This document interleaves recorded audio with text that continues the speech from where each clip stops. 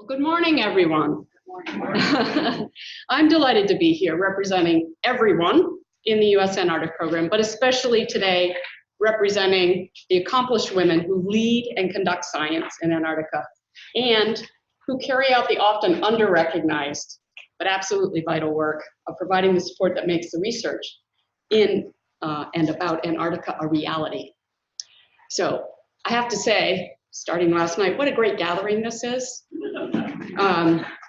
I want to give a shout out to Julie Pellet, former glaciology program director in the Office of Polar Programs, herself a true pioneer in scientific research and research support. Thank you, Julie. And to all of you in the audience who have served the nation's Antarctic program. We wouldn't be here today without you. So I would like to also thank the Byrd Polar and Climate Research Center for inviting me to speak. Since being established in 1960 as the Institute of Polar Studies, your organization has certainly played a world-leading role in the advancement of polar sciences. So it's highly fitting that your center, the repository for the Lois M. Jones papers that document her research for the Institute and her alma mater, should host this event to commemorate the trailblazing Antarctic expedition that Lois led in 1969. So it's my understanding that the Institute's name was changed to the Byrd Polar Research Center in 1987, following Ohio State's purchase of Admiral Richard Evelyn Byrd's papers from the Byrd family in 1985. And I'll return in a moment to his trailblazing. Whoops, let's see. I'm trying to see if I can advance these slides.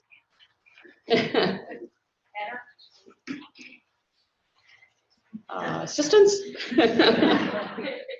I just want to advance the slide. Enter. Yes, it's true. Tried that?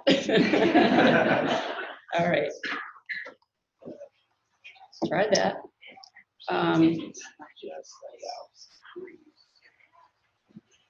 Sorry, the person who goes first has to work on the button. Exactly, exactly. Trailblazing. Okay.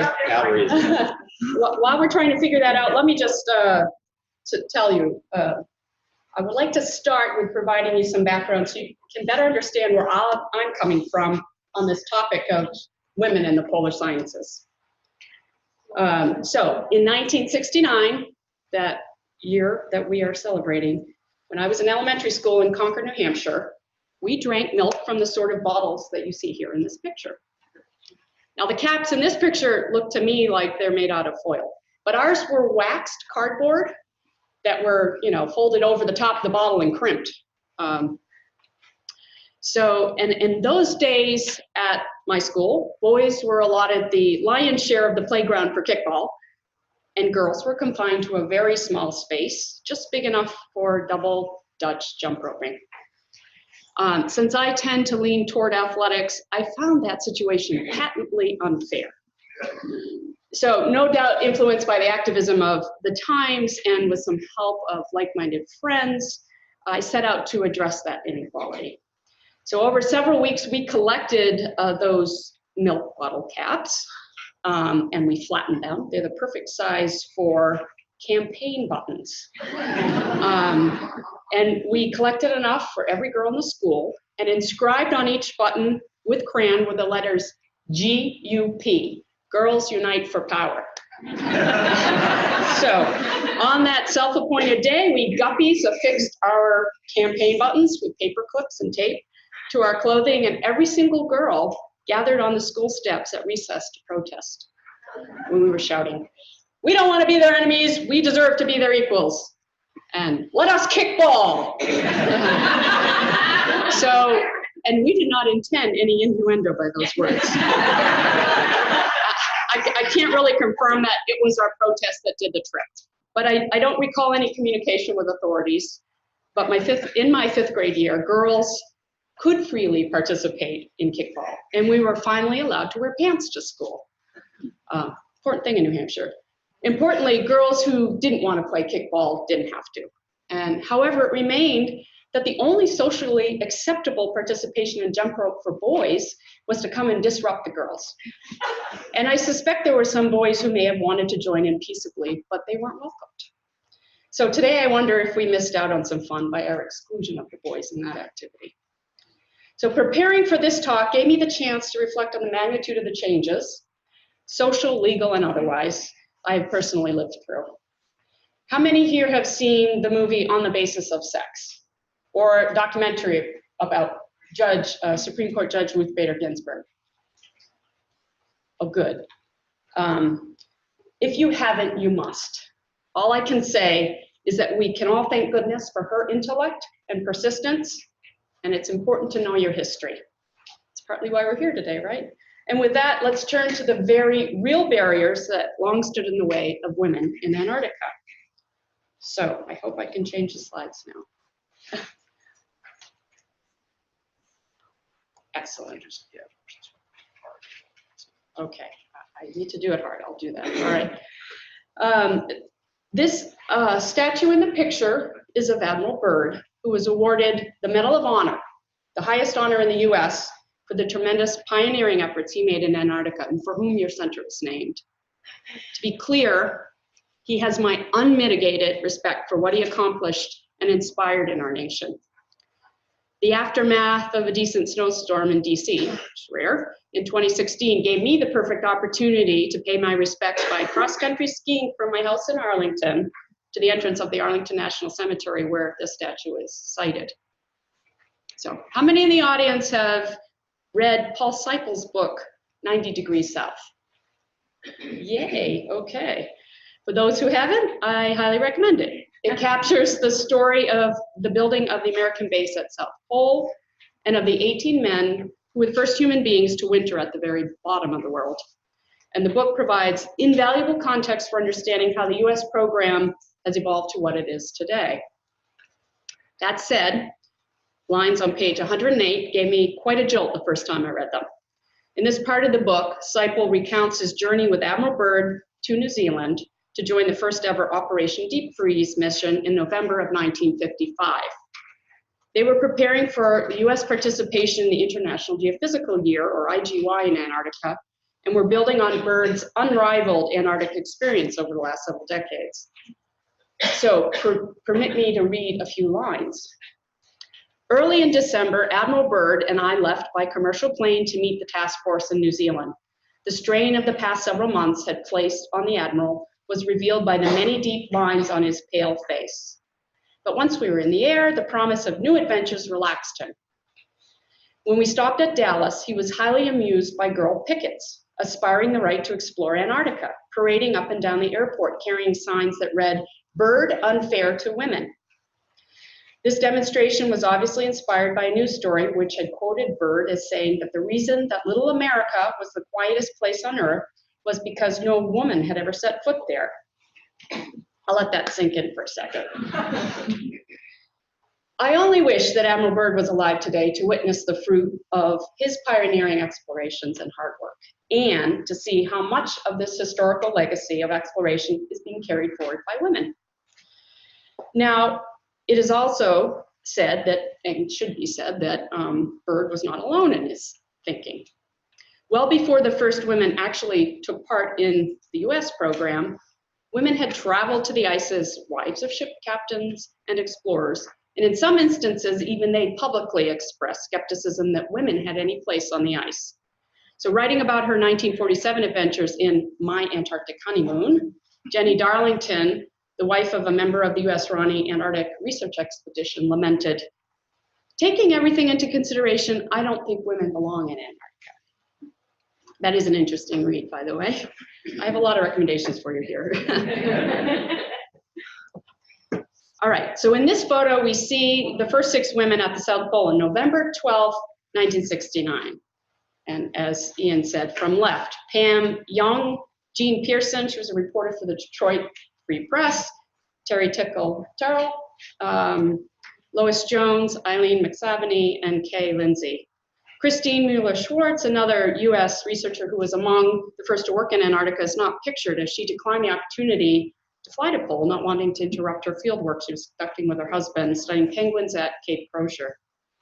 So if not for these women, and I state this affirmatively, change would surely have come much more slowly. So thank you. In 1961, only a couple years after Admiral Byrd made his observation about the picketers, the Antarctic Treaty came into force, and the U.S. committed itself to an active and influential science presence in Antarctica. The U.S. Navy was charged at the outset with handling logistics for the nation's newly established research program. And at that point, and I'm going to put it kindly, misestimation of the capabilities of women were codified in Navy policies and regulations. The Navy, which had established McMurdo Station, the main base in Antarctica in 1956, was steadfastly adamant in its refusal to allow women there. The then young National Science Foundation, formed in 1950, and national academies, formed much before that, jointly shared management of the science side of things. And they did not initially challenge the Navy's position that Antarctica was reserved as a male-only bastion. Colin Bull, however, director of the Institute of Polar Studies at the time, felt otherwise. A renowned polar scientist who led the first university-sponsored team to Antarctica in 1958-59 during the IGY, Bull tried for 10 years to include women in teams sent to the ice. Time and time again, the Navy refused. Bull shared his thoughts with the Antarctic Sun. They wouldn't even contemplate the possibility. I couldn't see any reason at all for this, he said. It was really utterly stupid, the whole thing, but we managed to bust it.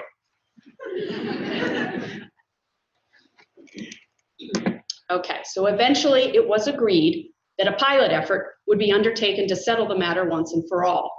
Pictured here is that pilot team. And as I just mentioned before, we see on the left, Kay Lindsay, Terry Tickle-Terrell, Lois Jones, and Eileen McSaveny in Christchurch, New Zealand, just before the team headed to Antarctica to conduct research in the dry valleys in 1969. Announcement of an all-women science team headed to Antarctica drew plenty of media attention, though much of it were reflective of the times with headlines like, "Powder Puff Explorers to Invade South Pole." Reporters asked the women hard-hitting questions like, "Will you wear lipstick while you work?" A ski-equipped aircraft flown by the Navy took the women to South Pole on November 12th, and it appears that if the Navy couldn't prevent things, they decided to make hay of the publicity.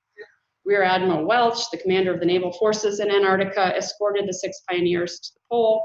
His aide, John Clark, helped orchestrate that moment where all 6 women stepped off the cargo ramp at the back of the plane together, arms linked. Naysayers did not disappear with this milestone. Many barriers remained in place. For example, it was leveraged that women would waste precious research funds because they didn't publish enough. So Irene Peden sat in the crosswires of that issue when she was the first female to lead a deep field research team in Antarctica in 1970. She was told that if she screwed that up, she'd be closing doors for women in Antarctica for the foreseeable future. A little bit of pressure.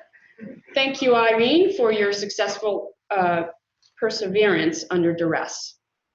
So well after that, the policy remained that women deploying either had to be married and accompanied by their husbands or go in pairs or groups. And that requirement persisted well through the 1970s when it came to overwintering. In fact, it took a university HRM specialist to point out to NSF staff that such requirements effectively block their best qualified individual, who happened to be female, from tending their science equipment through the austral winter at South Pole Station. And they noted that such practices were likely illegal. Thank you, Ruth Bader Ginsburg. Ultimately, the NSF Office of General Counsel concurred, and that set in motion the basis for far more robust policy changes in the 1980s. Now, I'm happy to report, as you all likely know, that today there are far too many female scientists doing Antarctic research for me to name them all. And this slide is just a beginning. And there are very accomplished women in this room who aren't on this slide, and my apologies to them all. But in 2007 and 2008, women held both leading and participatory roles in the International Polar Year, or IPY, 50 years after they had been barred from Antarctic research during the IGY. And if Admiral Byrd were alive and with us today and were to travel to Antarctica, he might recognize the place, but he wouldn't recognize the workforce. And in fact, roughly 34% of our support staff on the ice is female. So I want to take you through what it's like today to work in Antarctica. For those of you who haven't been, it is more than possible that a female researcher can fly into Antarctica on a military aircraft commanded by a woman and land either on an ice runway that women were responsible for grooming, or on a compacted snow runway whose development was overseen by a woman engineer. To check into the chalet, which is the National Science Foundation's administrative headquarters, one meets with a senior representative in Antarctica, who also, as often as not, is a woman. You may go to work in the Prairie Lab, managed by a woman, or interact with a woman acting as the NSF science representative. You may well be issued field gear at the Byrd Field Center by a woman and head out into the field under the watchful eye of a female mountaineer. I especially love to introduce Admiral Byrd to Katie House, the first female diesel mechanic in the McMurdo Vehicle Maintenance Facility, and the first female to serve as mechanic for the Traverse operation that transports fuel and supplies from McMurdo to South Pole Station. I encourage you to go to the USAP website to learn more about Katie and how she bucked multiple odds to acquire her role. I'm proud of Katie and all the men and women on the Traverse team who have modernized the tractor train approach to resupply South Pole Station. I also commend to you articles in the Antarctic Sun that captures many of the firsts by women in Antarctica. So, yes, indeed, women have come a very long way since they were barred from stepping on the ice. I'm privileged to be speaking to you as the head of the U.S. Antarctic Program. And I'm not the only woman in a position of national leadership in polar research. Here you see me in 2017 with Dr. Karin Lochte, who headed the Alfred Wegener Institute of Germany, Dr. Susan Barr, who was the president of the International Arctic Science Committee, and Dame Jane Francis, director of the British Antarctic Survey. We just happened to be chatting at the Arctic Circle meeting in Iceland when somebody asked us to pose for a power shot. So Karin, Jane, and I are all the first women to lead our respective programs. For the fun of it, I asked all the women at NSF who act in service of the U.S. Antarctic Program if they wouldn't mind posing for a photo for this event. So this is them in the background. Alex Isern on the lower left is the first female to serve as head of the Antarctic Sciences section. You see Stephanie Short in the solid green shirt in the front, who is the first female to head our Antarctic Infrastructure and Logistics section. Jessie Crane is in the green dress in the front, and we'll hear from her shortly on the topic of mothers in Antarctica. Terry Dillingham, just to be behind Stephanie on Stephanie's left, is our comm specialist. She's sitting here in the front row of the audience today. In fact, this photo is missing many people because it's really hard to get them all together at once. So, for example, right now we have the Thwaites Glacier workshop going on. The CAMLAR is happening in New Zealand. There's a advisory committee meeting for GEO. So we're busy trying to staff, I was gonna say man, but actually person all of this. All right, so inserted in the foreground on the left, you see Michelle Rogan-Finnemore, who overwintered at the South Pole in '89 and currently serves as the Executive Secretary for the Council of Managers of National Antarctic Programs. In the center is BK Grant, who just recently retired, but who worked her way as a support contractor from shoveling snow to overseeing the South Pole Station rebuild to Deputy Project Director with Leidos, and I'm sure we're going to hear more about her. I know she would have been here with us if she could be. She's been influential for me and is truly a legend. Colonel Jamie Lynn Thompson currently serves as the Deputy Commander of the Joint Task Forces Support Antarctica, and pictured on the right is Colonel Michelle Kilgore, current commander of the 109th Airlift Wing of the New York Air National Guard that flies our LC-130s. So, I'd be remiss if I didn't raise the issue of harassment today. You may be familiar with the particularly egregious case of harassment that occurred in Antarctica more than 20 years ago, but was widely reported in Science Magazine and other venues just about 2 years ago. Response to this and other incidents has placed NSF at the vanguard of federal agencies in addressing issues of gender, sexual, and other forms of harassment. So a little over a year ago, on September 19th, NSF formalized requirements for universities and research institutions to notify us of harassment situations so that appropriate steps can be taken to ensure that federal dollars were not being used to perpetrate such harm. In March of this year, we issued a Dear Colleague letter to highlight for the research community that NSF continues to welcome and support competitive peer-reviewed research that advances fundamental knowledge about the nature and underlying dynamics of sexual and other forms of harassment and mechanisms for evaluating harassment prevalence, prevention, and responses in a range of STEM education, research, and workplace settings. So society in general, and the U.S. Antarctic program specifically, reflect trends in advancing equity that have come a very long way since that day 50 years ago. So if I may borrow an Aussie phrase, a hearty good on ya to those pioneers and to all those who persevered to get us to this point. However, I would not want us to leave this symposium thinking the work is done and we can rest on our laurels. As is evident in my slides, it has largely been white women who have succeeded to integrate into the USAP on the basis of their merit. The U.S. polar community is still far from being as diverse as the nation's population that we can draw talent from. We miss you, Julie, in that regard. Sometimes I'm asked, why does diversity matter? Well, let me share with you the perspectives of my NSF colleague, Brandon Jones, to address that question. He likes to start diversity discussions with the analogy of the laws of nature. For instance, species challenged in nature are subject to three options: adaptation, migration, or extinction. Adaptation requires accessing and incorporating new genetic information. One could call this variation. So variation within a species fuels evolution and can be beneficial to the survival of the species. Benefits of variation or diversity of information in nature include resiliency to disease, reproductive efficiency, efficiency in energy, incorporation, and so forth. So in making the case for diversity and inclusion efforts in STEM, Brandon advocates that a variety of information or perspectives potentially yield strength in discussions, approaches, solutions, and products, all much needed for the good of humanity. So specifically, research firmly shows that, number one, the STEM workforce cannot operate at full capacity if all available and qualified minds are not engaged. We're limited by our low diversity. Number two, individuals who are in the workforce cannot operate at full capacity if they are stressed, e.g. through discrimination, toxic work environments, harassment, etc. And three, our planet is facing an all hands on deck set of problems, but not all hands are on deck. So our work and our research spaces need to be inclusive to retain individuals and perspectives.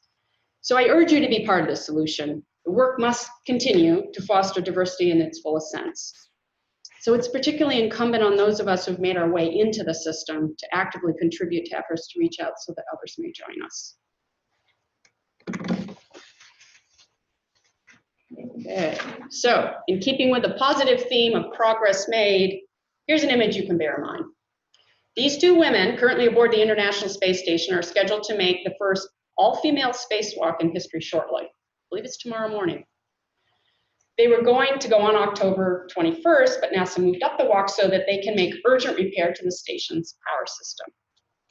Both are polar alumni.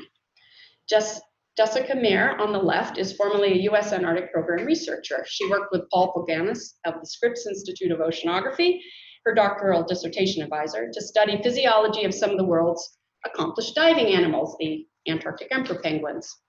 With NSF support, Mayer later studied physiological adaptations of bar-headed geese and how they managed to migrate over the Himalaya. And she joined the space station crew earlier this month. Christina Hammack-Koch, I think she's pronounced her name, has been on the space station since March. She worked at NSF's Palmer and Amundsen Scott Pole Station and at NSF's Summit Station in Greenland. And when she leaves in February, she is expected to have set a record for the longest single space flight by a woman with a total of 328 days. All right, so to steal a title from a currently popular movie, these women literally and metaphorically inspire us all to keep our sights ad astra, to the stars. And I wonder what Admiral Byrd would think of that. So, thank you.